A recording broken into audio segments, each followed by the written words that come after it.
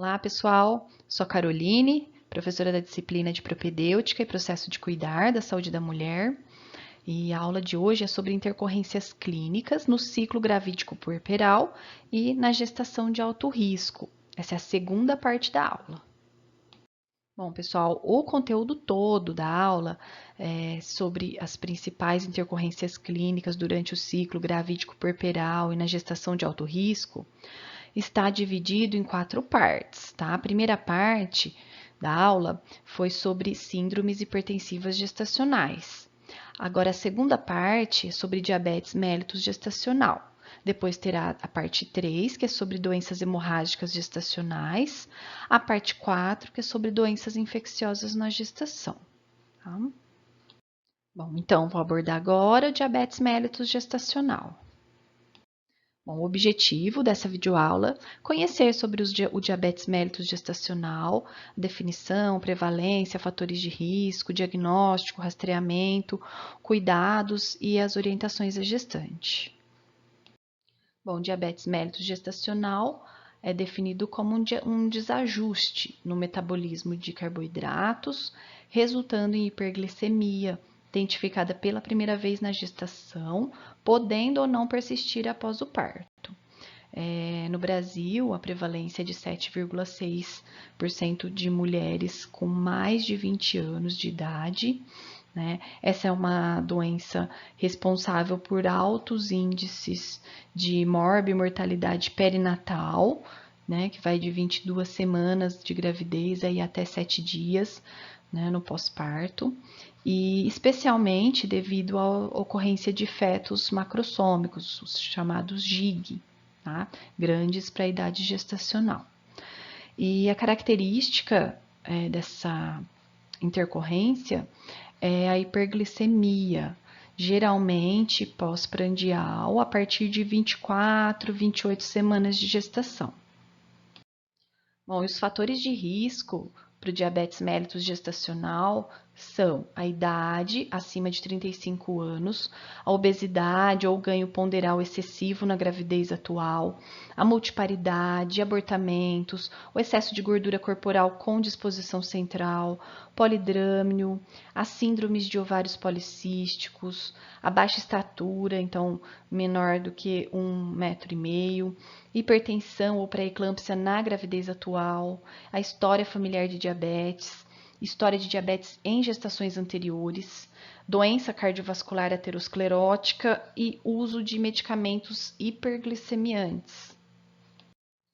Bom, em relação ao diagnóstico da diabetes mellitus gestacional, todas as gestantes precisam ser investigadas para diabetes mellitus gestacional, sendo necessária a realização de exame de glicemia de jejum até 20 semanas de idade gestacional, para a diferenciação entre o diabetes mellitus gestacional e o diabetes mellitus, que é aquele diagnosticado na gestação.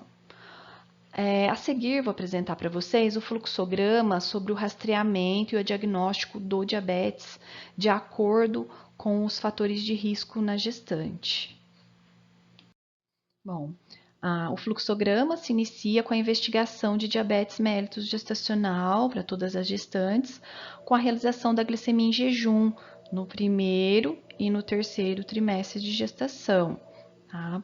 Então, aí nós temos 3 possibilidades, 3 condições. Uma, se a glicemia em jejum for entre 85 e 90 mg por decilitro e a mulher não tiver fator de risco, o resultado é considerado normal.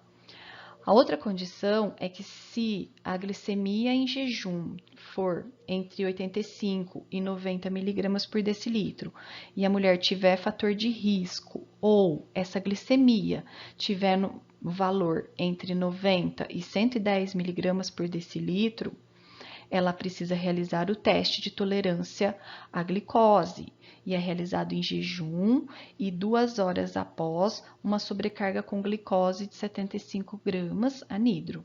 Isso é realizado entre 24 e 28 semanas de gestação, tá? Esse teste. E se o resultado desse teste em jejum for de 110 miligramas por decilitro e após 2 horas 140 miligramas por decilitro, é diagnosticado diabetes mellitus gestacional, tá? E aí, ela vai ser orientada quanto às medidas de prevenção primária, é referenciada para um ambulatório de gestantes de alto risco e mantém um acompanhamento na unidade básica de saúde também, tá?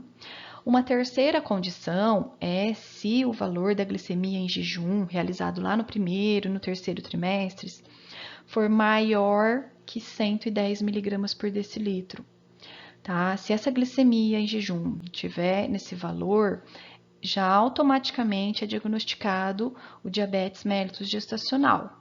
E aí ela também é orientada em relação às medidas de prevenção primária, referenciada para um ambulatório de gestantes de alto risco e também mantém o acompanhamento na unidade básica de saúde. Bom, em relação aos cuidados e orientações gerais à gestante com diabetes mellitus gestacional, é importante que ela não abandone o tratamento, mas sim que ela siga à risca, realizando os exames e o monitoramento durante o pré-natal e também no pós-parto. Na maioria dos casos, frente aos cuidados e monitoramento adequado, a gestação e o parto transcorrem sem complicações, né? Outra orientação é de que podem ser utilizados adoçantes artificiais, como aspartame, a sacarina, a acesulfame K e neotame, com moderação, né? É importante adotar o estilo de vida saudável, com uma alimentação equilibrada, e para prevenir a hiperglicemia, hipoglicemia ou acetose, a dieta é importante que seja fracionada, pequenas porções a cada 3 horas durante o dia.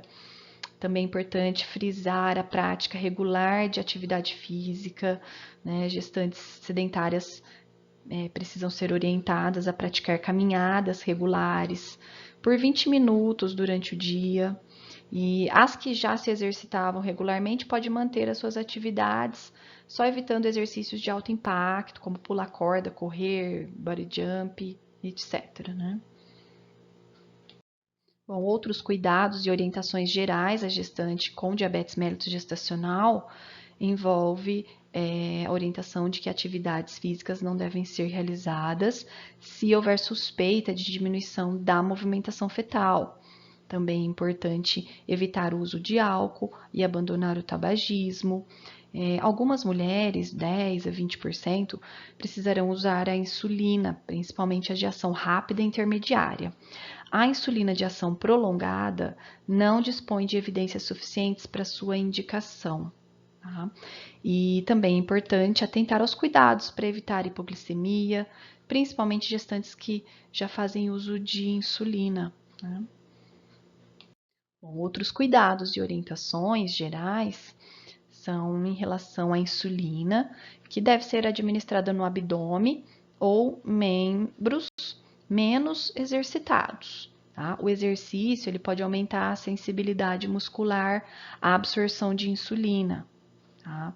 Então, informar que o pico da ação de insulina não deve coincidir com o horário da atividade, diminuindo o risco de hipoglicemia, né? Orientar os sinais de alerta para sintomas de hipoglicemia também, e sugerir que ela carregue uma fonte de glicose rápida para ser utilizada se caso ocorrer alguma hipoglicemia, né? Então, um suco adoçado, bala. É importante também acompanhar e orientar o tratamento farmacológico, se for prescrito. A conduta obstétrica de uso de corticosteroides para maturação pulmonar fetal não é contraindicada, mas precisa ser administrada de forma concomitante ao monitoramento intensivo da glicemia e aos ajustes da dose de insulina. Tá? E é importante ressaltar que após o parto, o acompanhamento da mulher pela unidade de saúde deve continuar, bem como o monitoramento glicêmico e as orientações pertinentes aí para cada situação, né? Bom, essas são as referências utilizadas para a aula. Obrigada, pessoal. Até a próxima.